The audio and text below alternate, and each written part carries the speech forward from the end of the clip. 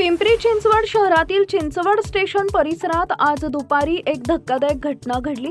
उभी असलेल्या MH14HO 3732 क्रमांकाच्या अल्टो कारला अचानक भीषण आग लागून काही सेकंदातच संपूर्ण गाडी जळून खाक झाली। प्रत्यक्षदर्शींनी दिलेल्या माहितीनुसार गाडीतून अचानक धूर निघू लागला आणि पाहता पाहता आगीने विक्राळ रूप धारण केले।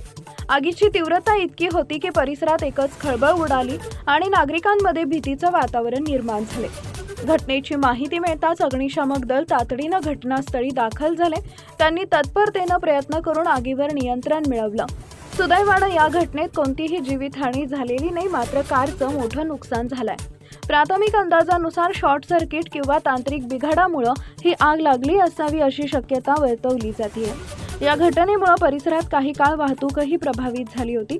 दरम्यान पोलिसांनी संबंधित यंत्रणा आगीच्या नेमक्या कारणाचा शोध घेत असून पुढील तपास सुरू आहे। टाइम्स ऑफ महाराष्ट्रसाठी पिंपरी चिंचवड प्रतिनिधी महेश वरवटे यांचा रिपोर्ट।